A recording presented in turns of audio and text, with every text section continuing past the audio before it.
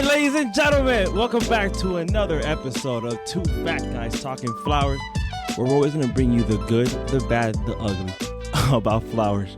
I'm not Fern. I'm Joel. I'm here with Mike. You're damn good. Keep going. Ryan, and Mimi, and our awesome, esteemed, badass, kick-ass. Wow. Can you tell that you... What's his name? I'm sorry. You're doing so good. You almost had it. Ahmed Nzibo. Wow. It's Ahmed Nzibo from There you go. United Selection. From United Selections. United Selection. All right, welcome, Ahmed. First, by the way, I've Thank you heard very that part. much. I've heard that intro So much. 103 times. Yeah. probably 300 I'm times. gonna Yeah, give easily. you. I'm gonna give you an A plus. Yeah, on you that. did really You did good. really good. Absolutely, nailed Except it. Fern would be proud of you. Yeah. Definitely. I mean, And your adjectives were right on. exactly. Yeah, I've heard. Are they adjectives? Yes. Yeah, adjectives were right on. Fern didn't share his new updated list, so Yeah. you had to go with the old ones. yeah, the old update. Yeah. But, You need a button with adjectives. That's You just fine. keep pushing and more or adjectives. we do a Pee Wee Herman style. We have an adjective of the day, Yes. and then whenever it says it, we all scream. Ah. Well, Ahmed, thank you so much for being on our podcast because it's only 12 o'clock for us here, but you are actually zooming in from Kenya, correct? 8 p.m. 8 p.m. Oh, Yeah. just 8 p.m. So where are There's you? time zones. It's only this time of year. This time of year because we don't do daylight savings here. So I think in April it'll be 7 hours. But I used to live in Washington, so it's it's probably one of the time zones I'm most familiar with. You went to American communicating University. with my parents and all that. You graduated from Yeah. American University. Nice. Yeah, 2006. That's a very long time So ago. let's go all the way back. That's what Fern would say. We got to go all the way back. All the way back. And we got All the to way hear back. your I'll tell you, story. We want to hear, like, all about you going to school in D.C. and how, about, your mom and how you got into the flower business and how you stumbled upon this breeder and you purchased the breeder and then you turned it around and you made it into a global name. Well, wait. Let him tell the story. Yeah. I'm just giving him the lead to follow. We're going to stay quiet now. Go. My first memory of flowers, I was about 12 years old. And my mom started to build a tiny little flower farm, which at the time was 3 hectares, which you can imagine for us, it was very exciting. Me and my 3 sisters. And that was, I was 12 years old. That was before I left the country for school. But before I went to the United Kingdom, I'd actually been there before. Or lived there before because my mother was the ambassador there, or the high commissioner, the British call it. Make sure you understand this. And she left His there in mom 1992. was the Kenyan ambassador to the UK. This is badass. So we went in 1987. So I was 5 years old when we left England. You've got to understand this. This is very confusing culturally in terms of identity because my first language then became English. Mm-hmm. So the first school I went to, on school age at 5 years old was a British school. Right. So coming back to Kenya in 1992, I had no Swahili, which is the local language here. It's actually the regional language. And then, so we stayed here. I stayed here for 5 years before I went back to the UK for what you call after middle school, like the end of high school. Yeah. The last 2 years, A levels they call them, advanced levels, really difficult, more difficult than university. And then after that, my dad became the ambassador in Washington. Oh. So both my parents were diplomats, and then that's where I stayed from about 1999, year 2000 until 2006. At 2006. I came back to Kenya and looking for a career. I think at first I started I thought I would do something like finance or law. But then this flower thing, so my mom was at this point had gone up to about 13 hectares from the original 3. And this thing was like, oh, you can travel. You can go your everywhere mom was in the world, and you meet all first. these interesting people. Ahmed, your mom was the first woman to have a flower farm. Yeah. Right? And she actually Women's came back Day to today. Kenya for a promotion. Yeah, for a promotion. So she became the foreign minister, which is kind of like Secretary of State. Right. What's your mom's name? So she was really quite high. Sally Koske. Cool. She's she has a wiki page. She has a wiki I page. assume that. I mean, all this information. I feel like I was going to learn some more about her online afterwards. The first time I met her was in the office here. She is. So that means, do you have your own amazing. wiki page by association? Wouldn't you be on there? She would. No. You would be the one underneath her as children. Right, yeah, you're on there. Yeah. Oh wow. No, yeah. well, yeah. They do tend to. My name comes up every so often because when I came back and we were doing Zen Roses, we were one of the first direct market farms. So we were going to Japan, we were going to Russia, back when those places were like Russia, particularly was not like a tourist place. So there were newspaper articles. So those things come up, but I don't think I Google very well. Wow, I had a lot of fun at American. Let's put it that way. Yeah. Well, she received her PhD from Stanford University, which I mean, yeah. Her mom is very impressive. So wait, she's a Stanford grad. I have a super important question. Where do you fall in the line of the children of the two sisters and you? Mm-hmm. I'm third. I have two older sisters. So you're the youngest. Yeah. Oh, no pressure. I have a younger sister as well. No, there's one more. There's four? Yeah. Oh. Yeah. Total. But I'm the only one who's involved. Like, they've all at some point been involved in flowers, but I'm the only one who has been long-term involved in flowers. I worked for her until 2011. Okay. And that's when I started this whole thing with Praceman at the time, which became United Selections, which was all-consuming. So Priestman, just so you know who Priestman is. I know the name. Priestman was a Dutch breeder, and they were the inventors of the high-end series. So high-end magic, high-end arena. Yeah, all those high-end. When we first started to mess around with the YouTubes and the Facebook, we used to make all those videos with the high-end. Yeah, Celine and the High series. Yeah, for sure. One of the... When I came into Holland, and it was like, talking to the bank and talking to the people there and figuring out what to do with it, one of the things that they had on file was a really long video of Mike going through all the high-end range. That's right. And I was like, who did the bank? Is this guy? And he was like really engaging. It's like, no. So they had all these, media, computers, and all of that. And one of the first things Bob showed me was you. I said, "Oh, look, this will show you our varieties, And I, of course, I had some knowledge because we had planted a few, but I didn't know, well, what does Priestman do in America? What does Priestman do in the Americas? And that was one of the first things they showed me, which I thought was really, really engaging. And is your mother? Which is a really nice thing, because later on, to see that was the Jet Fresh Spirit and see it through Ryan and everyone else, I was like, okay. Makes sense. Yeah. You were well known with the breeders. The breeders definitely appreciated your videos. They use those. Like, he's not the only one who said that before. Oh. Yeah. But we're going way back to like 2011, a long time ago. Yeah. Think about the state of technology at that time. Like, there was barely something called a podcast. I think the iPhone came out in 2008. Yes. And it was pioneering to look at media in that way. Right. Yeah. I mean, I'm curious. We went a little fast. How exactly did a grower from Kenya stumble upon a breeder and acquire a breeder? Like, how did even that happen?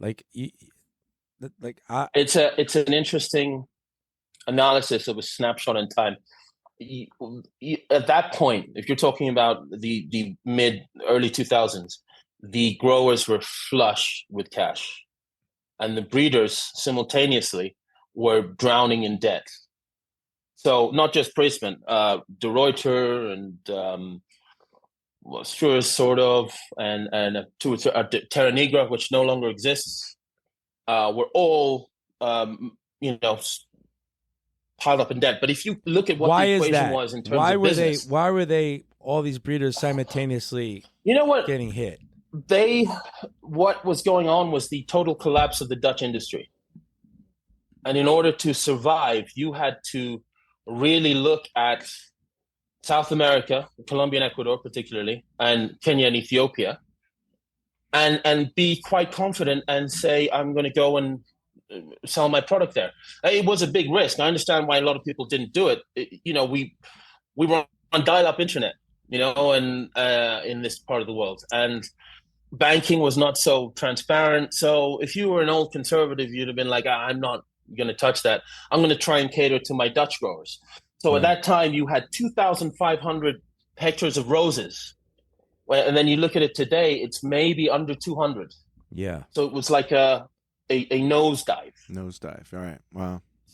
So the people who in the breeding industry who here's the thing, even Preisman did adapt eventually, but it was too late. They were bleeding money. And then, the worst thing is it wasn't really the business model that killed them. It was the debt that they piled on to save their situation. So you get loans over loans. Yep, that's what happens. And that's always the pattern. Yeah. That's always the pattern. If you're unwilling to take the small hits, a big one's going to come.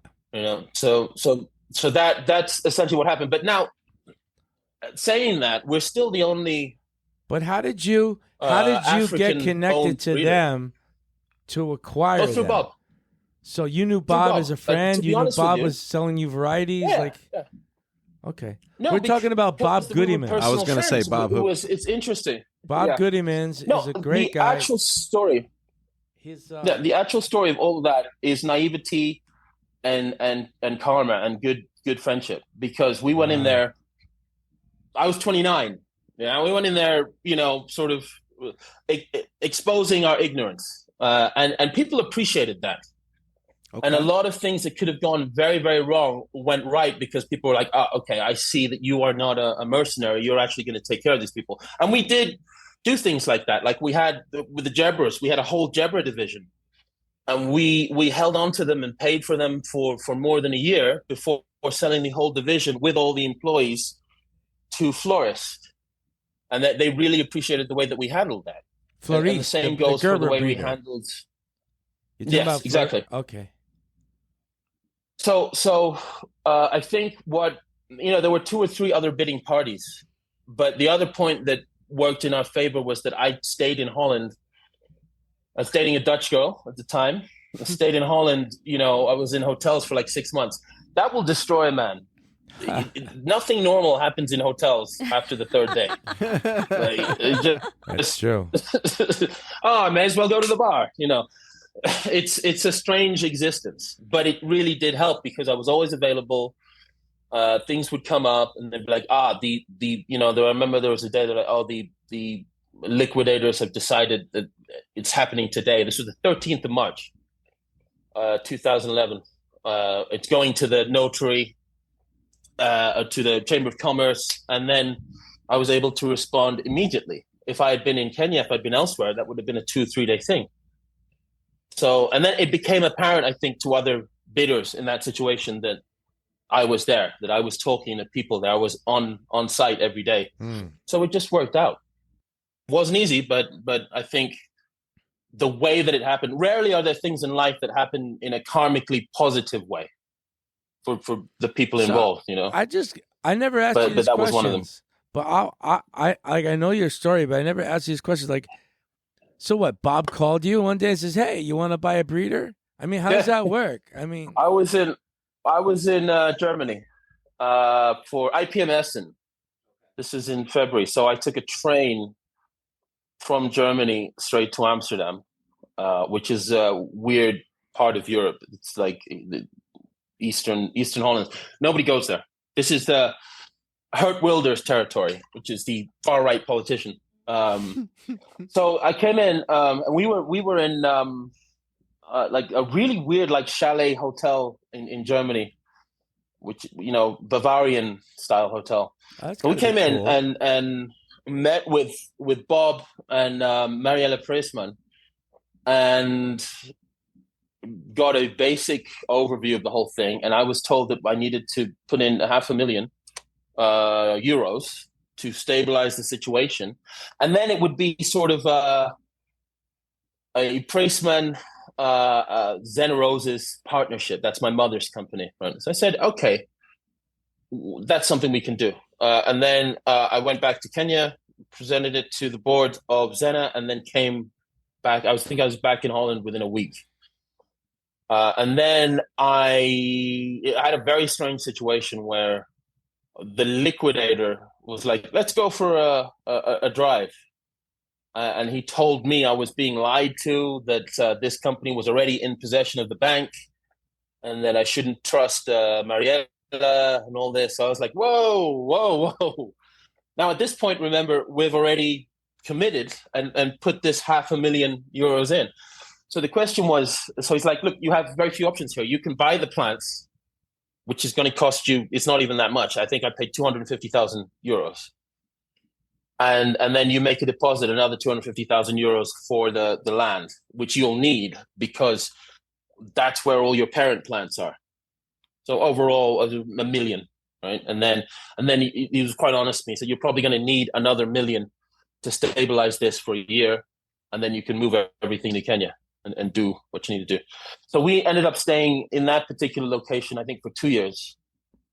I came back and I talked to my mother. I was like, look, we either lose 500,000 or we gamble, could possibly lose everything, but it could be a big win.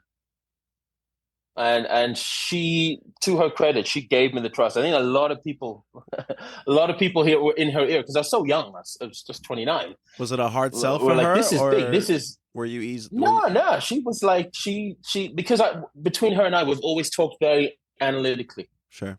Facts. You talk this, and this. She's actually a very sort of right-brained person. She's very, I guess she has to be very rational in her jobs in the past. Right. So she was like, okay, these are the factors, and you've got to be totally honest. Like if you see big weaknesses, if you see big threats, you've got to tell her. She made a determination and committed to it. And for, I would say, 5 years, the cash flow was out. So we borrowed money both from her company and from her. And for years, it was like, when you're in a company and you're not quite sure whether you're going to make it. And I know Mike has just started a farm, well, not just, before the pandemic. So you know that feeling. You know that. More than once. Yeah. More than and once. You're just, it follows you, So it was that for a very long time. And then especially because whatever you do, it's going to be a cost. Because just like Mike, this is in another country.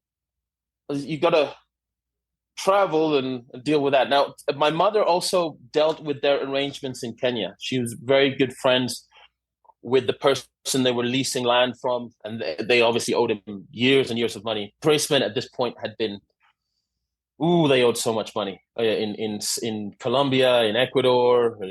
It's very difficult. Now, to the old man's credit, he had leukemia, so he was in a state and had sort of had his hands off the wheel for a long time.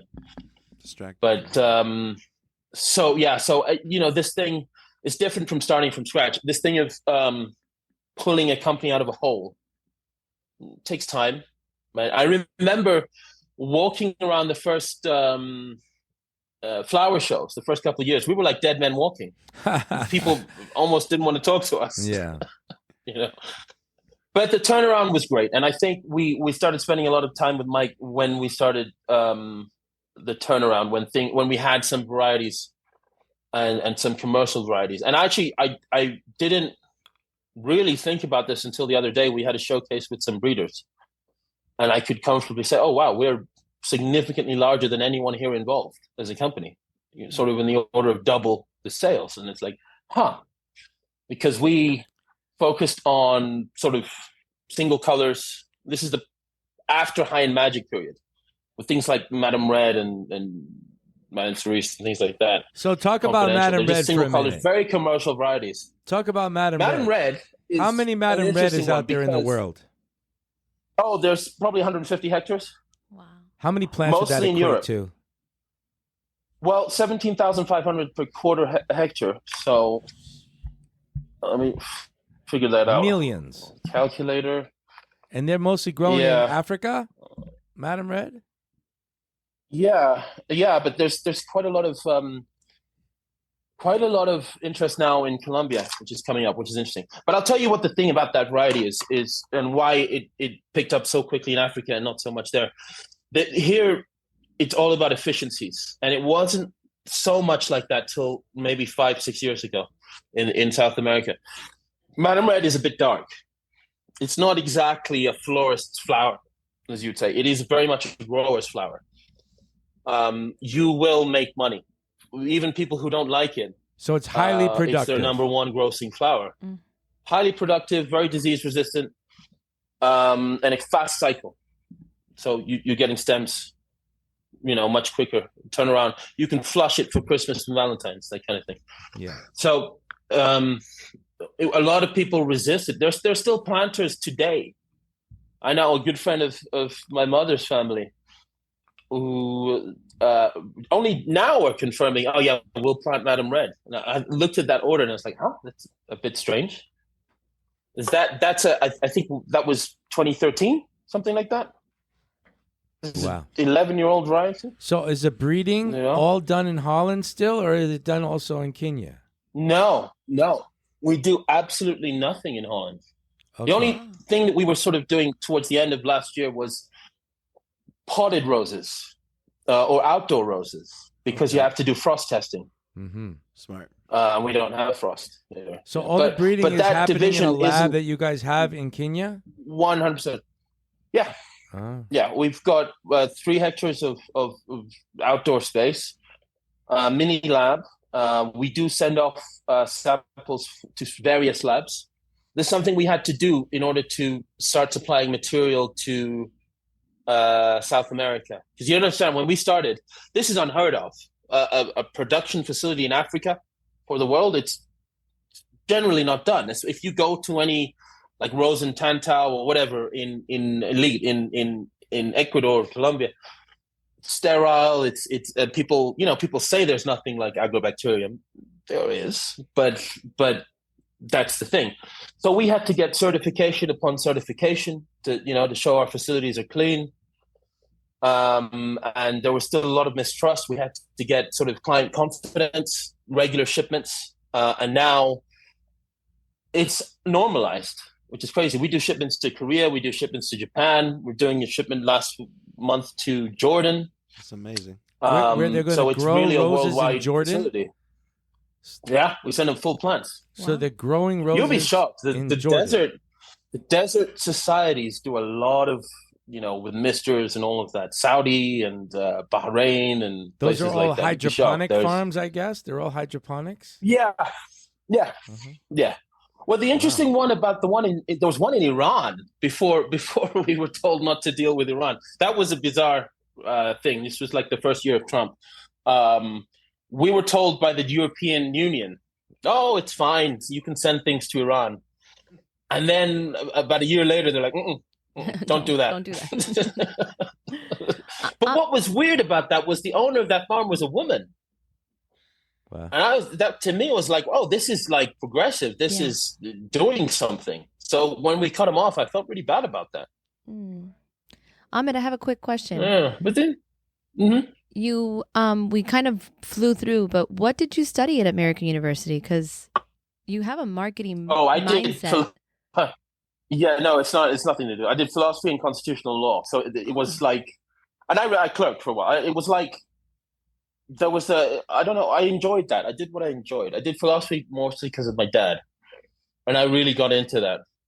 And then at a certain point, I realized, well, it's not going anywhere. So you're a Renaissance man. I could have. Well, yeah, I could have. I mean, I like that having a holistic sort of.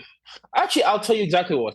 Coming into an American school after high school in the UK, I didn't know a lot about American history and things like that. So I really latched onto that, and it really, I kind of went into my heart. I was like, oh, this is really interesting. Yeah.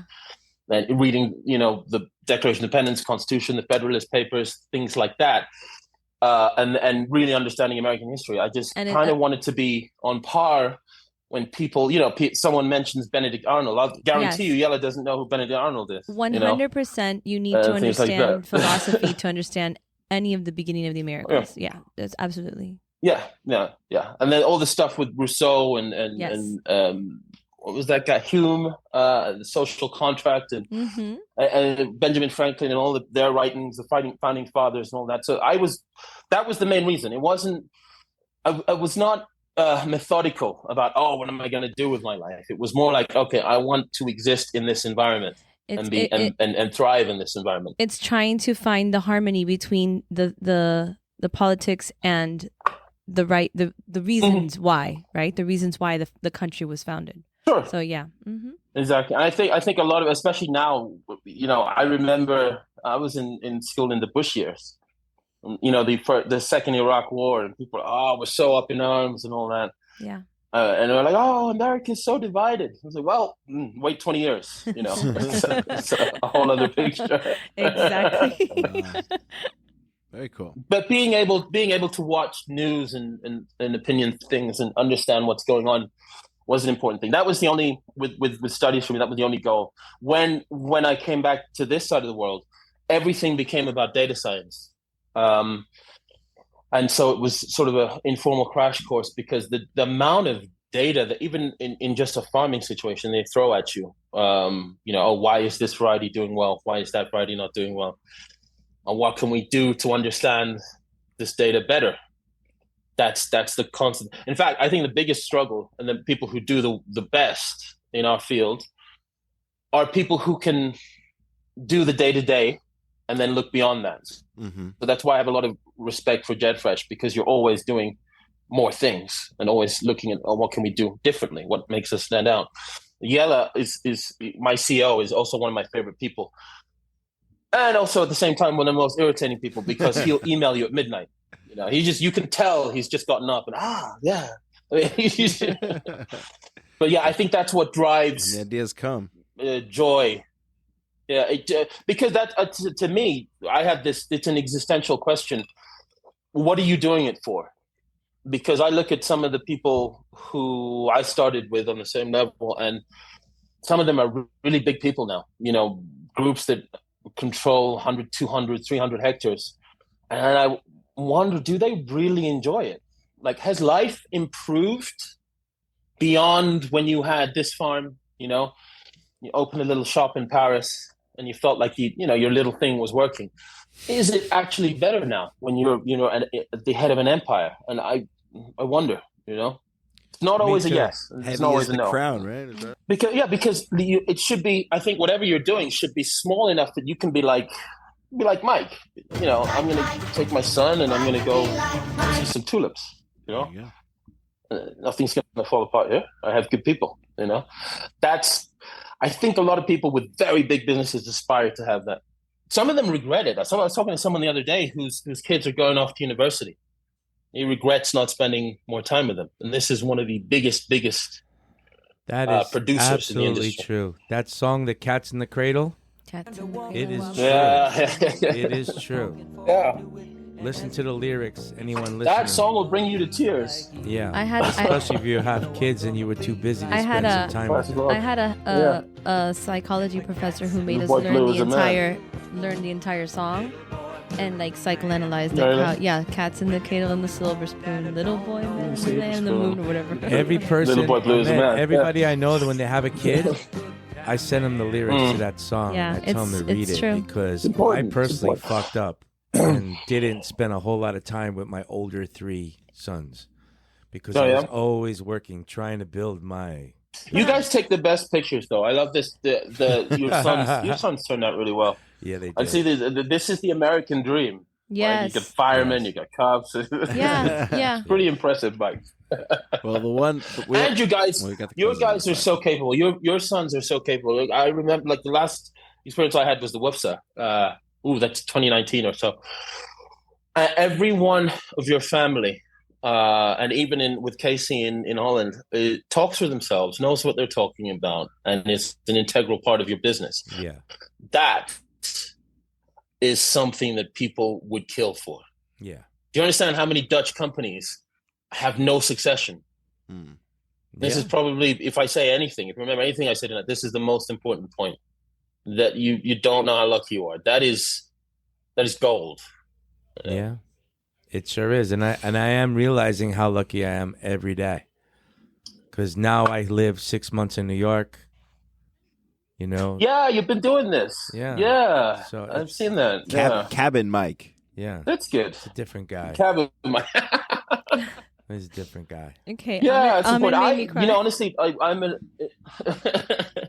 a point now. There is something to geography where it can cause a confusion. So you're talking about really one of the most southern tips of the United States, of the Eastern Seaboard, and the New York tri-state area. That is a divide in itself, and there's culture involved as well. Mm-hmm. For me, most of my adult age friends are in the United States. Interesting. It's an odd thing, yeah. That's an interesting. But I have high school age friends. I have high school age friends in Kenya and the UK. And then there's people always ask me, "Oh, where are you going to go? Where are you going to settle?" Because for a while it seemed, it's going to be the United States, And then pandemic, that happened. Sure. And now I look at this whole thing, and we're almost at a point where this business, my business, is automatic. Okay. The interventions that I make aren't so direct. So it's on autopilot. Which is what I like. You should really. Almost. A lot of it is yellow but yellow works a lot. Yellow's it's just like anything working, else. Constantly traveling. Yeah. I think it's just like anything else. Procedures happen through incidents. Yeah. It's like, okay, we didn't cover that. We should probably put this in a handbook somewhere, or whatever, and so on and so forth. And also because it's R&D, you're not shipping boxes every day. R&D can be wonderful. I could take 3 weeks off and do nothing, and nothing will happen, right? Because it's so stacked in spring and autumn, right? All the activity happens then. However, it's a false friend. You could be losing money and have no idea. All your receipts come in the 6 months around Christmas. Right. Are you also involved in the farm business too with your mom? Are you also involved in that? No, well, at a certain point I had to cut that off because there is, I think, especially as you get older, if you're not on site, you can't guarantee things, and your guarantee becomes your bond, your life, And there were all these people who I was working with in the past around the world who were calling me, people from Switzerland, people from France, asking me, are they going to get their Valentine's Day flowers? What can I say? So I think it was 2016 or 2015, I resigned from that role. Okay. And it actually made things a lot easier because then I could better serve her competitors, which was always a dicey proposition. How does that play out? That's got to be hard. Yeah, what happens there? Well, the biggest thing is you have so much intelligence because I know what every farm is doing. Right. I know who's that's kind of delaying payments, and we talk about what's going on. Sure. I know who's expanding, and I know what people are planting.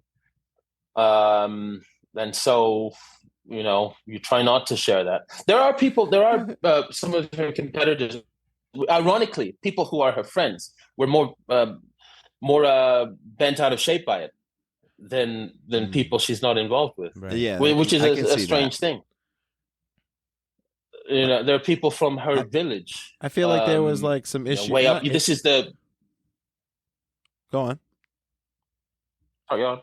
No, I'm saying there are people from her village, which is where all the Kenyan runners are from. There's a very specific geographic region who felt, there's a couple of farms who felt as though she should have offered them partnership, that it was a cultural thing. And she's like, it's my son, it's not me. This is his business. So that was also the first few years with Bob. That was the big threat, the big question. Will people buy from someone who's grower adjacent? Is this viable?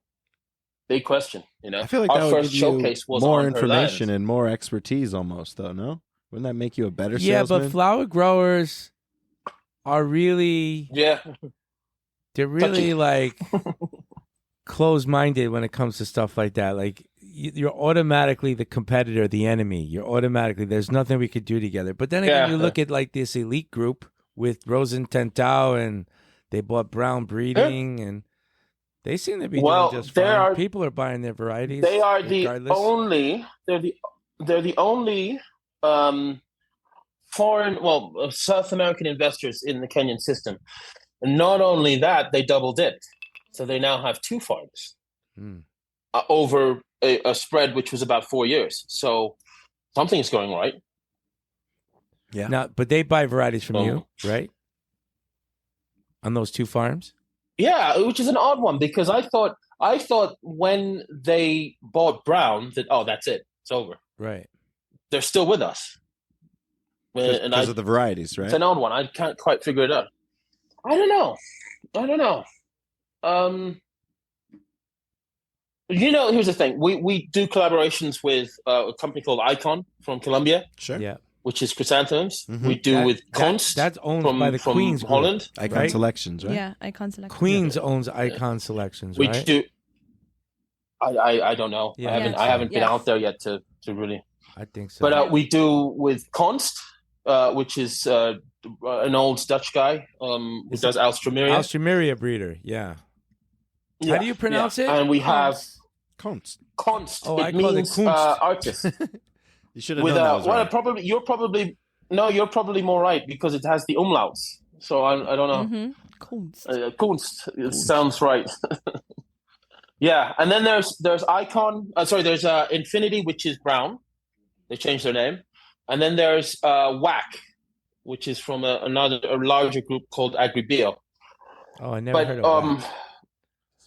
Yeah, but Brown. Is there a slogan? That shit is whack. I don't even know what it stands for, to be honest with you. But that name wouldn't go over good in the hydrangeas and yeah. But of those people, only Konst and Icon send people for the open days and regularly communicate with us. Brown used to before they got taken over, but it's very quiet in terms of them. So Brown breeding was the remember toffee Santiago guy. Brown, Right? Brown breeding invented the toffee. Toffee, yeah.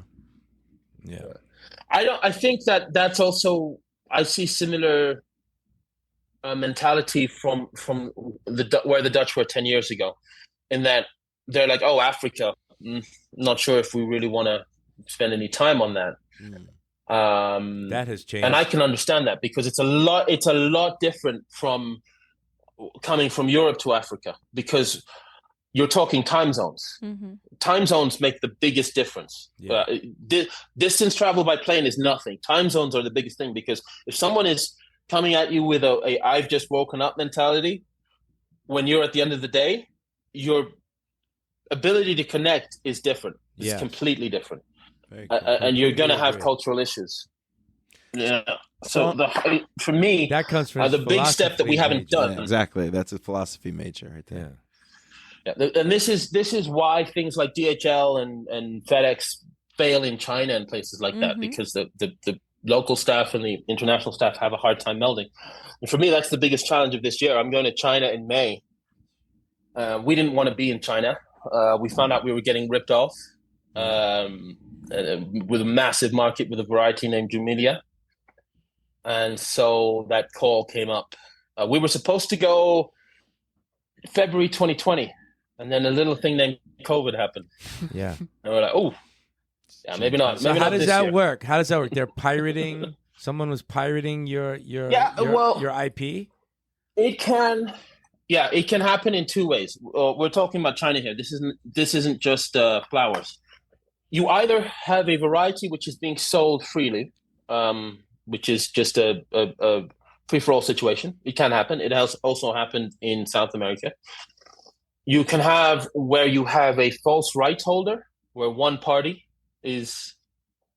claims they have the rights to this variety, that can happen. It's happened in China many times with many different products. Or you can have a situation where your entire catalog has been ripped off by someone who says that they are your agent, but in actuality has no connection to you. Now, we were on phase. Actually, and this is interesting. I can't blame the Chinese. It was actually a Dutch company that was ripping us off. Doing it in China. Yeah. But it was another Dutch company that let us know and said, look, we've got to address this. Wow. So there's always a does the Chinese legal system help you? Do the Chinese? No, well, you have to be careful with it. It does. Technically, you have the pieces to combat that, but it's always going to favor Chinese companies, number one. And number two, there's a mess of documentation. It's a mass. This is an old bureaucratic country with a lot of laws, and navigating that is difficult. And what tends to happen is you hire a lawyer, but you don't know the quality of this lawyer, or you don't know the quality of this firm. And there's always, even when you think you're understanding each other, there is a language barrier. So there's a particular case with all the breeders talking about, as a group, trying to get something done. And, what stalled that for more than a year was, what exactly did we agree with this lawyer? And so there is a whole. What tends to happen, even with the very big companies, is people find a person, usually a woman, usually a lawyer, who is just the bastion for the whole company or group of companies, who then handles the IP for everybody. And in the case of things like Facebook and Meta and Google and all that has an Apple, that has tended to be the case. In our case, at the moment, it's handled by De Ruyter, who has a group of people there. But it's important that I go and look at it, at least, and see what to do next. That Chinese market is massive. Find it. Right? The Chinese market is massive. Yeah, if you can find a way to do it where they actually are paying you, it could be a really good business. You know who's cleaning up there? The company that's cleaning up there is David Austin. You know David Austin, right? Yeah, sure. Because they're selling an image. That's our mutual friend Andrew once told me this, that old sell the sizzle, not the steak, and that's basically what David Austin is doing there. It's an image, it's a lifestyle. And people say, oh, is that a fake one? I don't want a fake one. I want the real one, Yeah. Right. And they want to see the packaging and all that. And that's generally, when you look at China, what has gone really well. In our case, we just got lucky with this one variety. It's a pink, white, bicolor, big thing. And they just like it. It's an odd one. What's that? Is that variety in South America? It's named... No, it's mostly in Holland. Okay. This is one of the weird ones for us. We sold about 8 hectares. I had rated Holland at 0, as in, so long as we don't have any big lawsuits or anything, if we sell 0, that's fine, right?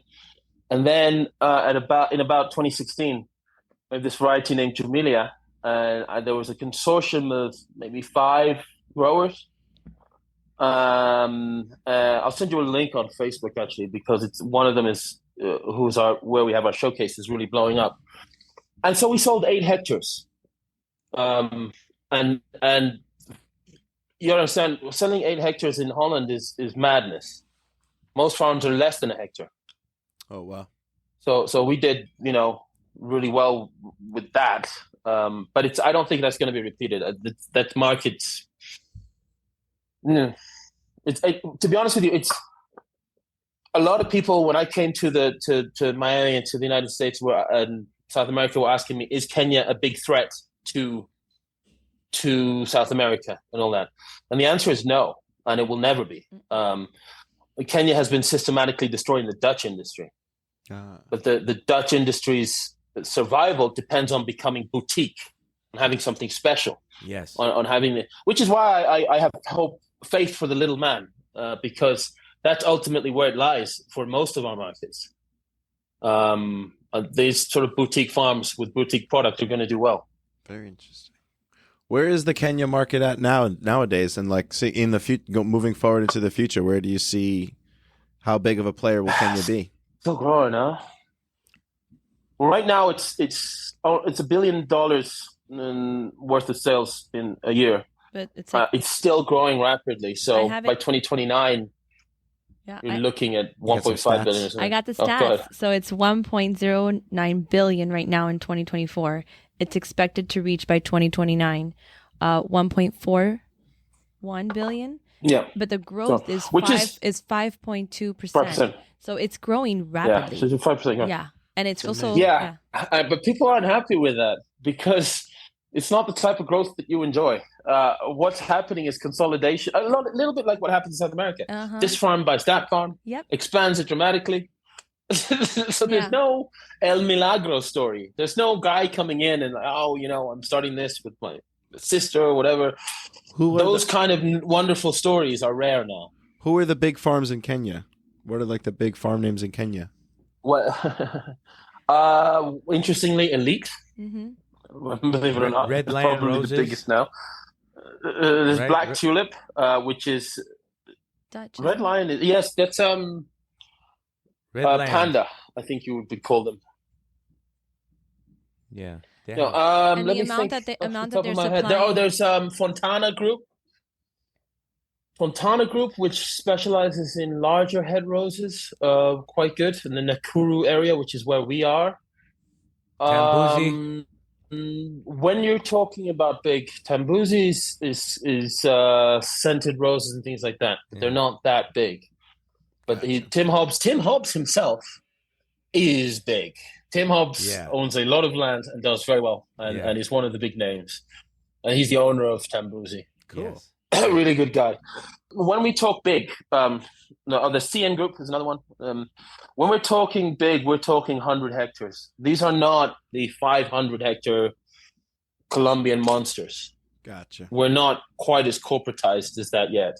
Ahmed, when you're talking about they don't have farms that much power. in Kenya, the materials to build a farm, is that product all imported or is that product manufactured in Kenya? Yeah, it's all even the stuff that comes from Lebanon and Israel is all from China now. So it's all rebadged. Greenhouse framing. You want like steel. If you're buying steel anywhere now in any part of the world, really, I think you're getting it from China. Some people will order, things like fertigation systems, and they'll come through Europe. But you look at them; they're stamped China. So it's all import. We're a net importer. Even the chemicals. We used to have a little bit of a caveat for Chinese product. You weren't sure of how genuine it is, but you can't fight that wave. No choice. So now I think mostly it's from China. Yeah. Plastic tends to be Israel, Lebanon. Less Lebanon now. Lebanon's a bit of a mess. We buy from a peony farm in Israel that's on the border of the Lebanon border, and it's the same. They can't it's the same harvest for us. their flowers because of all what's going on. That's the Red Sea thing is going to be an issue.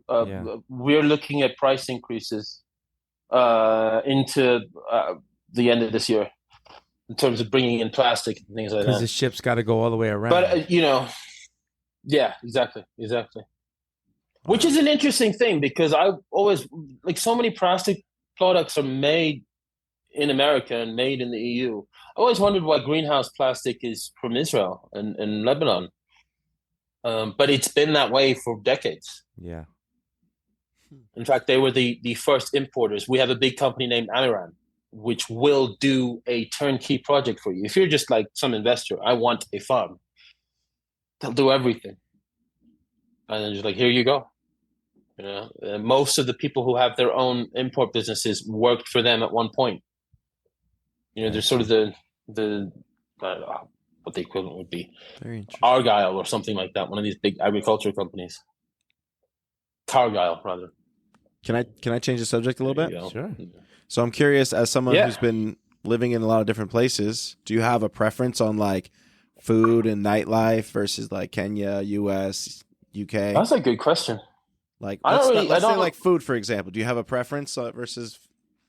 Yeah, well, you know what you miss out here. It's Mexican food.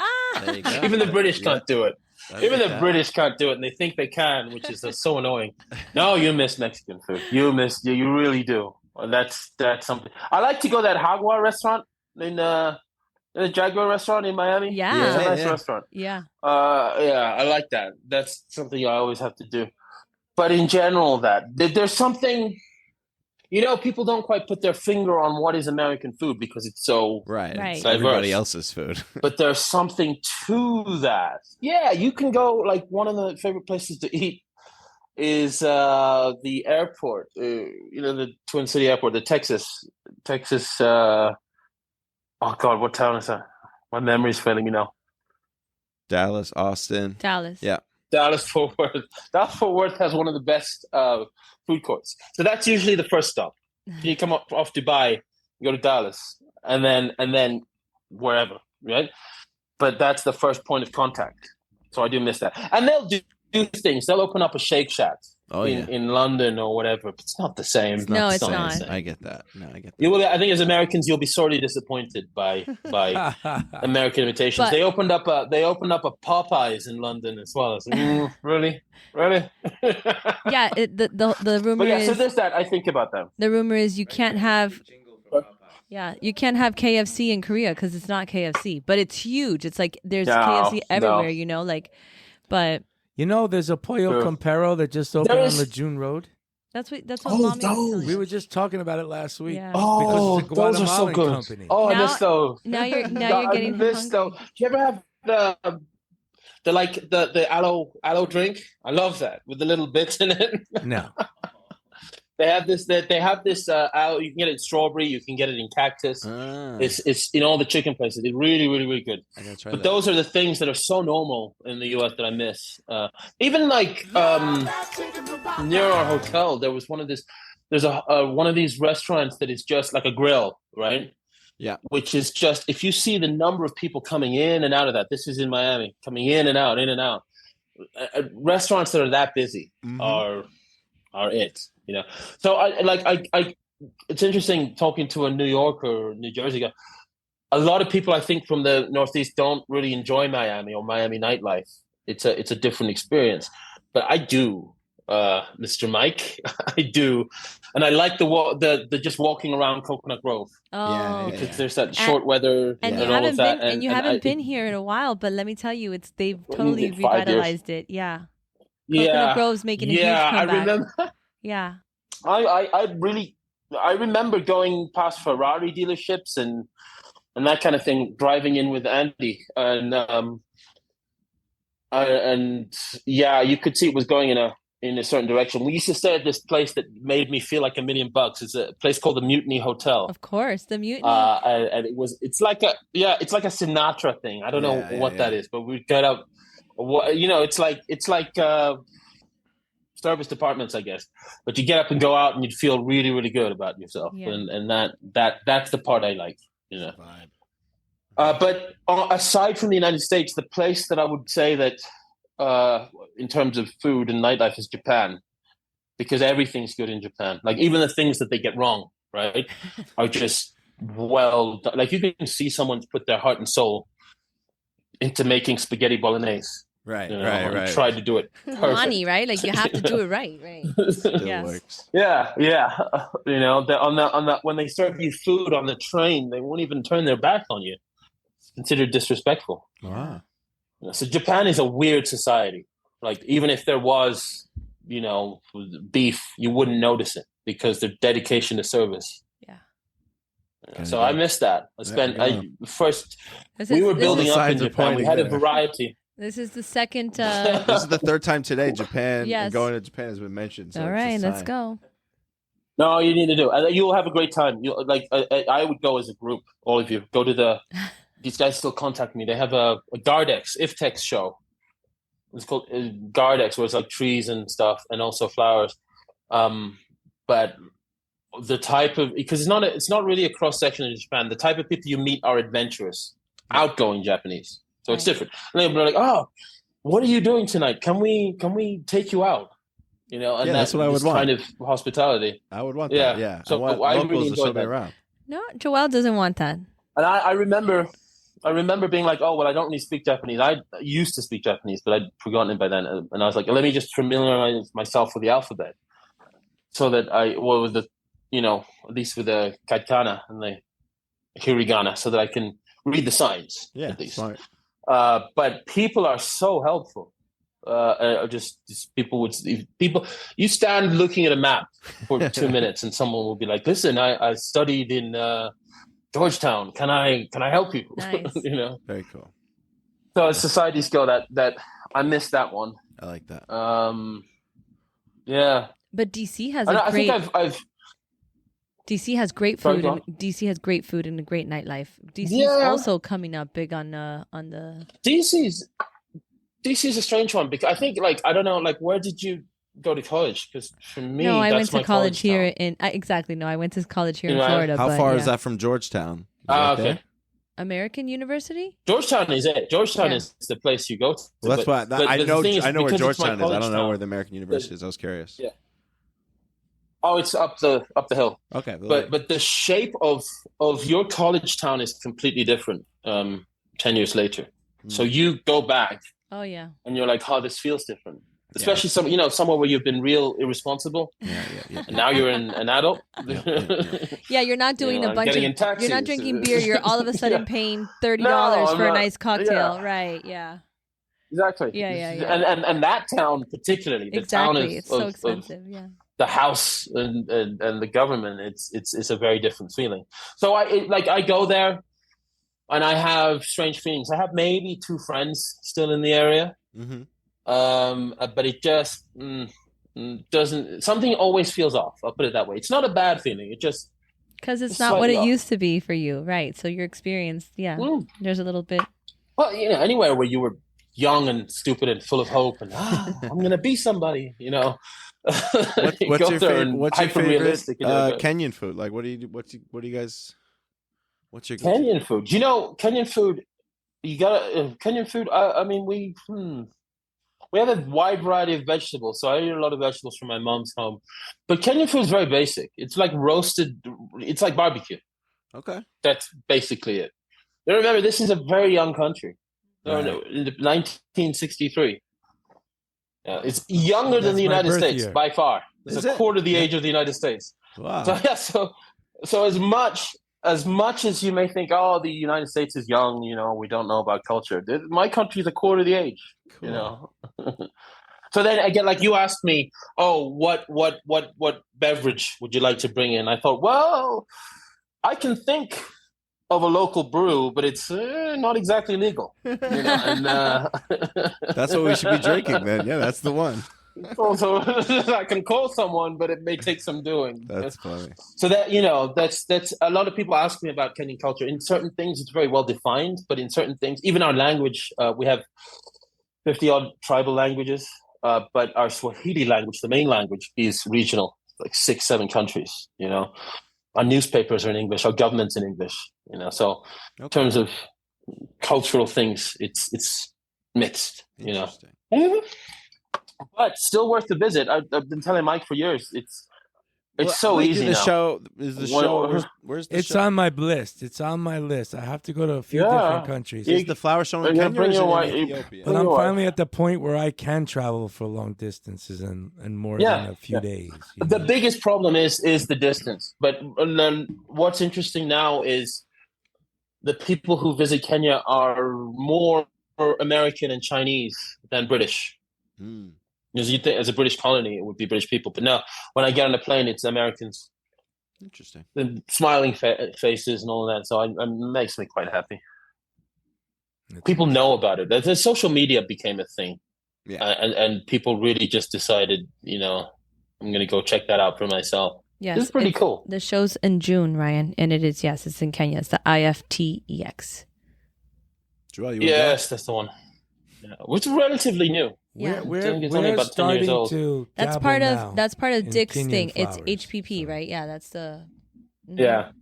Jasper. Yeah. I personally think he does too many shows. You do get show fatigue. You do. It's real. Yeah, we just came back 2 back to back, and we. Yeah. Actually why I wasn't there. Because I had a whole thing planned, but then there was this Ecuador state of emergency, and I was like, I'm not going to get a visa for that because I still have a Kenyan passport. I haven't gotten another nationality. So planning for me is meticulous. Like traveling for me is meticulous planning. Right. Yeah. Makes sense. So it was just like, So I'm in the United States end of the year because we have the Pro Flora. Yeah. In South America. And then it makes sense for me to do Ecuador. The Ecuador. It's going to be the Expo Floor. Next one is Ecuador? Yeah. Yeah. We'll be there. Yeah, exactly. Expo Floor, yeah. It's been a while. I haven't done that. Last time we did that, I won a prize. We won a prize. That was maybe 2018. It's been a while. But I'll tell you this. Coming out of... I came out of Quito. It was Bogota to Miami. Good God, that border. Coming out of it was worse than coming from Kenya. Yeah, the Miami... the scrutiny. I say it all the time. That Miami airport, I feel like they're intentional with the immigrant line.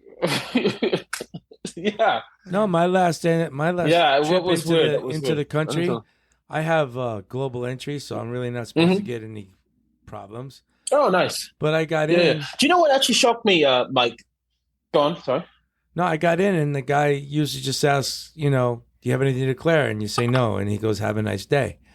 But this time, the guy kind of looked at me, and he goes, do you have anything where are you coming from? I said, Ecuador. He goes, do you have anything to declare? I said, no. He goes, you're lying. I'm like, if you joking. If you say so, where am I lying? He goes, no, I'm just kidding. Have a nice day. I said, that's not funny. Oh my God! Why did they do that? You want to see how you handle that? Miami's that's not funny. Remember, guys, Miami's not part of the United States. That's a cop trick. Yeah. They admit it. It's like, okay, it's an odd one because sometimes I come in through California. Guy was an asshole. And he was. That is. California is a different experience. California is like, hi, welcome to America. Yes. See you again. Like, oh, wow. I love you people. You do a good white girl impression. New York.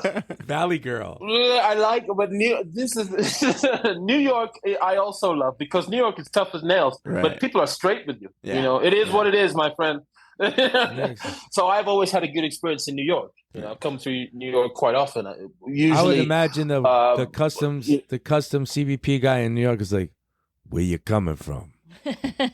Where you going? Where you staying? Well, everybody there, everyone there is a New Yorker. Everybody there, from the cops to the customs guys to the guys in the cars, they know each other. Any contraband? Yeah. So for me, I like coming to New York. The only real shock I had was Miami. But then every so often you get an asshole. Yeah. Anywhere.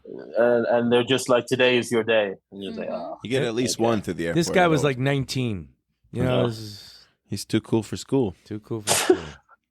Yeah. Any before we ask the questions? How often do you go to the farm, Mike? When I live in Miami, I go every 5 weeks or so. And when I live in New York, I might go like every 2 months, maybe. Yeah, that's a yellow schedule. It's a long trip from New York. I got to drive 2 hours to the airport and take. How long planes. is it? How long is the flight? Well, there is a direct from JFK, and it's 5.5 hours, 6 hours, something like that. But how long does it take you to get to JFK? But it takes a long time for me. I have to drive 2 hours to get to the airport. And then Syracuse to JFK. I got to fly to JFK and then take a plane. So it's a full day of travel. It's a full day of travel. He's 2 hours north of Syracuse. So what I've started to do, I don't know. Now that I have grandchildren, I fly to Miami, stay a day in Miami to see my grandchildren up in the office, and then fly to Ecuador. Smart. Yeah. Yeah. The good thing is that I remember the old Ecuador airport. That was a different thing. Yeah, it was landed in the city. A bit busy. Yeah. Now it's kind of nice. There's like that airport was Johnny one plane Rockets at a or something time. in there. The old airport was one plane at a time. The wheezing runway.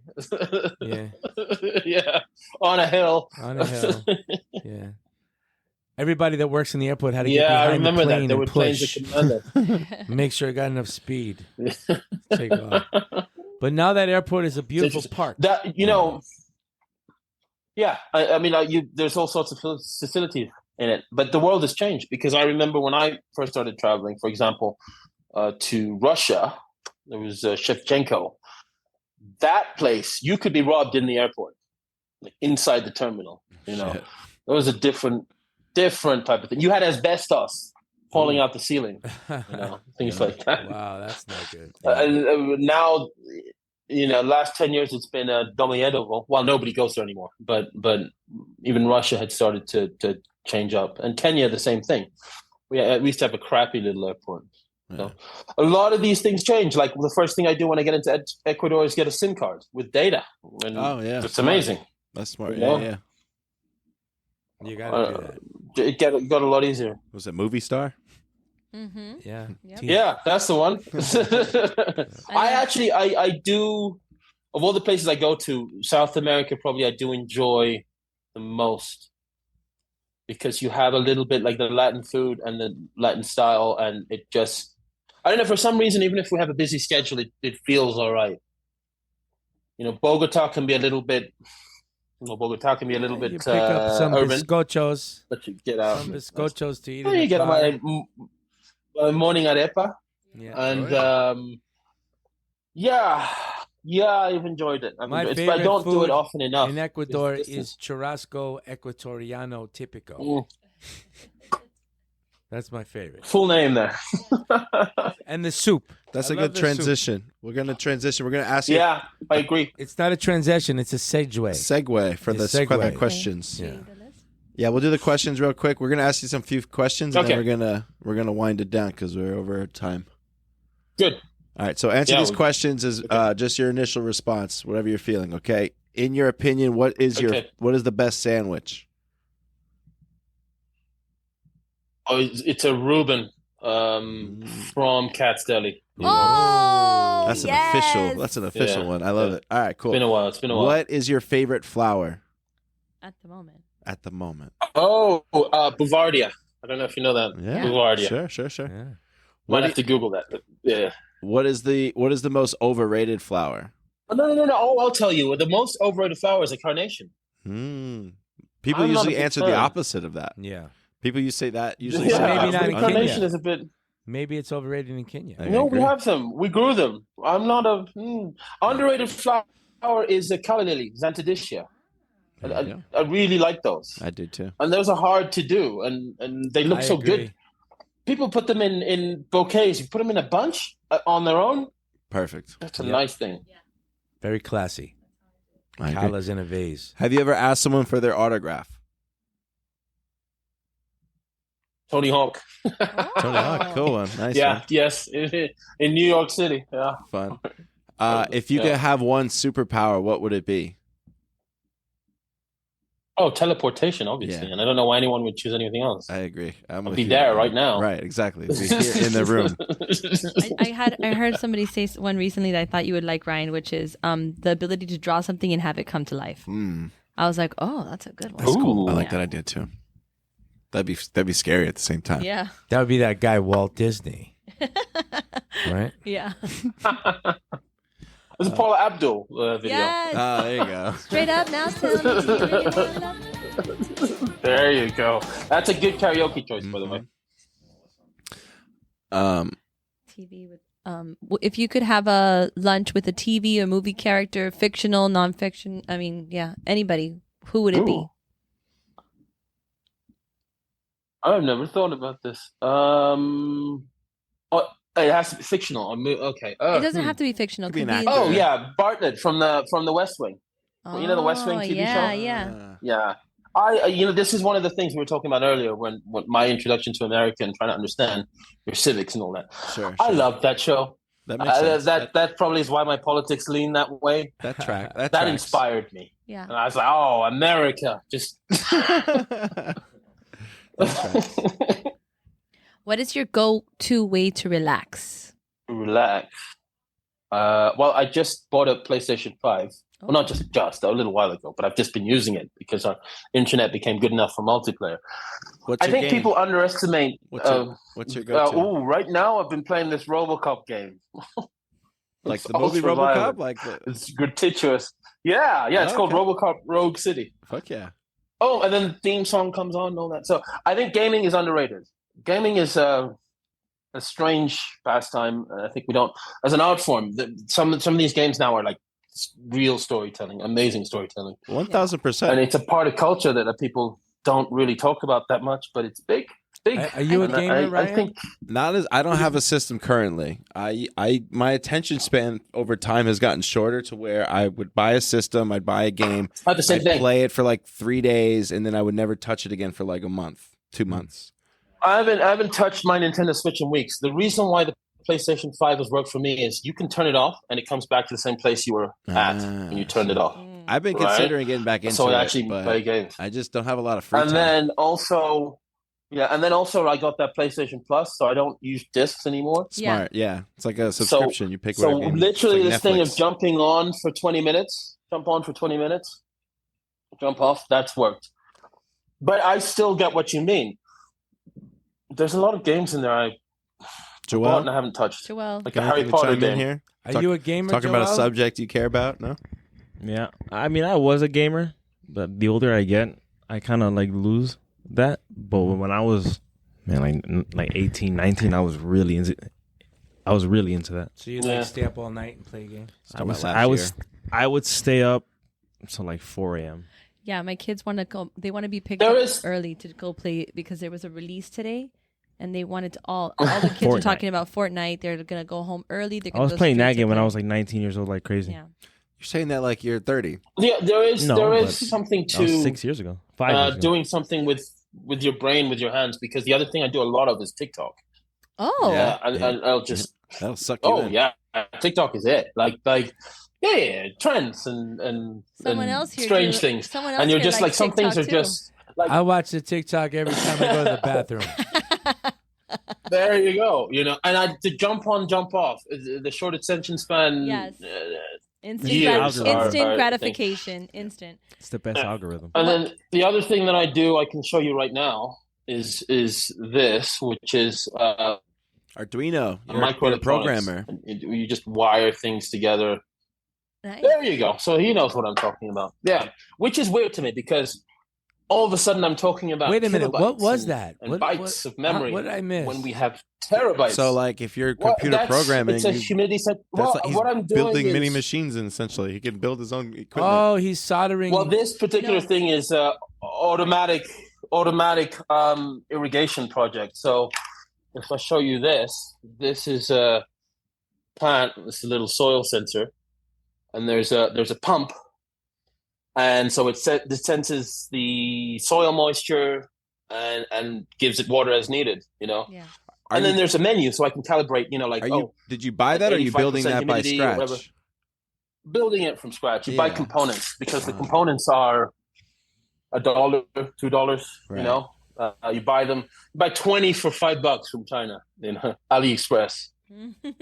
But the thing is, if you actually prototype something nice, I looked at inside like our climate computer in our greenhouse.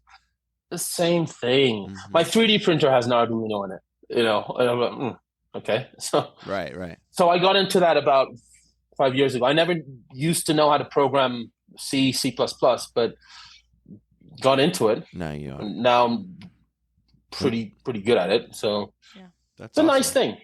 That's a real skill. So it's a real accomplishment as opposed to a video game accomplishment. Yeah, no, I mean you could build your own video games. That's when I learned it. When I was in school, I was taking a video game class, and I used the Arduino to build a remote to control the game that I made. But it was very, very like minimal. Like there's like 5 connections to like at the max. It was. Oh, this is like hundreds. Caveman edition. But I imagine now it's got to be crazy what you can do with it. No, but you know what the thing about it is? Right, if you jump back into it, the wonderful thing about hardware programming is that it moves so slowly. It's like plane certification with the FAA. So if you jumped into it now, I guarantee you, it's not that far away from it. When you look at software, you're just lost. Like, what? I haven't looked at frameworks for a year. I'm lost. Hardware is a whole different thing. But the only way to learn that is repetition. Very static. I probably might remember some of it. What is the scariest animal to you? Oh yeah. That's a good snakes, probably. Snakes. It's a different answer, kind of. Snakes. It's Thanks. Thanks. But here's the thing. Here's what I realized. Getting a dog is the best thing, yeah, or a cat, because when something moves somewhere in the house, you don't care. You don't give a crap. You just go back to bed, right? It used to be like, oh, what the H was that? Especially in Africa, because everything is bigger. Like you see like a mosquito and it'll be massive. You see a cockroach, it'll be massive. And I remember actually, I haven't had that many snake scares in Africa. I remember one time I was in South Carolina, Hilton Head Island, walking through some leaves. And just a massive snake just moved through. And I was like, nope, nope, nope, nope, nope. No. That's true. That's interesting because I think that's true of a lot of Africans. My mom has the same fear. There you go. Ahmed, what's your go-to drunk food? What's your favorite drunk food? Yeah, it's got to be something like a kebab. It's got to be the British style. That's still a big thing now, but a lot of Brits everything becomes British anglicized. So you'll get like, I don't know if you've been seeing the trends on TikTok with British Chinese food. Mm-hmm. Everything is brown. But the go-to was you get a kebab. It has garlic sauce on it and chili sauce. Then you get fries with cheese on top. It's the worst thing for you. That's perfect. Sounds delicious. Sounds good. But it hits the spot. There you go. But I mean, this is on this side of the world. The number one thing there, even in DC, was a slice. New York slice. Always. Can't beat it. Cold? Can't beat it. Cold or hot? It doesn't really matter. You pat it down. It depends what condition you're in. You're right. You'll take cold. If it's the last one in the what's your favorite Absolutely. drunk food from when you're really drunk or not so drunk? Yeah. Okay, last question. Can you suggest a future guest on the podcast? Who do you think would be a good fit for this? Good question. Well, I have to say Yella, because Yella will give you a Dutch perspective. Yeah. And Yella is quite interesting. And Yella knows Mike well. Yeah. Outside of my own organization, probably the best. Oh yeah, I know someone because he has no filter. And I think Mike might know him. There's a guy named Jaap Snijer. He's got about 40 years experience as an unpacker in Holland. Yeah. He's perfect. You like him. English is perfect, right? But he swears like a sailor, and he's a lot of fun. We like those kind of He's people. one of those people who you probably at the beginning. I would start 10 minutes early, get him to open up. Yeah. This is a good idea. Warm him up. But after that, to me, that will be the most entertaining person. Awesome. All right. Awesome. That's great. Thank you. Do you have any final thoughts? Any notes? Well, thank you guys. No, the only final note I have is that one day Ahmed and his mom walked into the office, and we were gonna have a brief meeting, and I think we talked for a couple hours, and it's just a really interesting story. I have these people. My mom really impressive to talk to.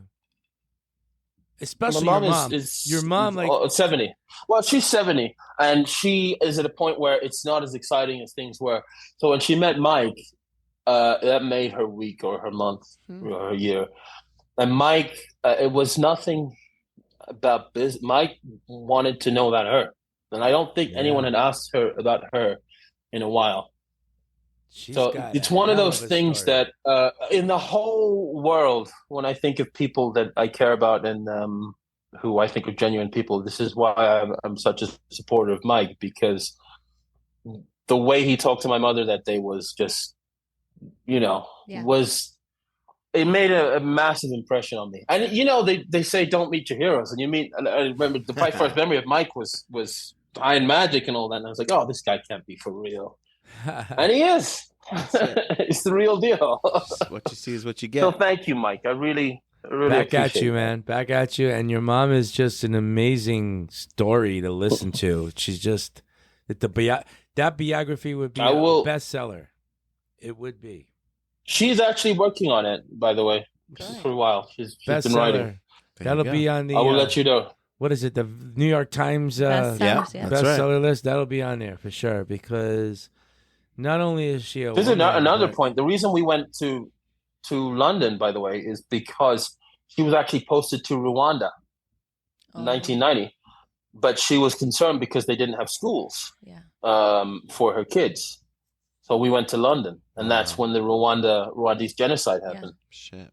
Bit of an odd, crazy story. I didn't even know that until a couple of years ago. Oh, wow. Yeah. That's the way things go. Ahmed, how can people reach you if they want to get in contact with you, hear more about you, more about your flowers? I'm I'm on LinkedIn. I don't think I've tried to connect with Mimi, but Mimi just contacted me on LinkedIn, so she found me. And I think that I'm on Facebook. I don't do that much social media, but Mike knows me. I post about my dog. There you go. That's What's your dog's name? We have that in common. My life these days. Penny. Little Penny. Little Penny. I love it. Little Penny. Penny is a feisty little Penny. And you can also find him on so I'm just my name, Ahmed Nzibo. Yeah. I'm on LinkedIn and Facebook. And I don't I removed my Twitter account. Good. Smart move. All right, cool. Joel, you ready? Thank you guys very much for the exposure. Okay, Joel's going to take us out now. Thank you very much. Style. Thank you, Ahmed. You did a great job, man. Hold on, let me get a drink. Hold on. Thank you. Are you going to do a rap? No. Fern does a rap. No. He's not wearing his turtleneck. He can't rap without a turtleneck. I forgot what his actual is. All right. No. Best. All right, ladies and gentlemen, this has been an amazing episode of Two Fat Guys Talking Flowers, where we're always going to give you the good, the bad, the ugly about flowers. Mike, I was going to say Fern, Mimi, Ryan, man, this has been an amazing episode. Thank you guys very much. See ya. Thank you. Oh, Thank nice you, job, Ahmed. Joel. Thank you so much. Thank you.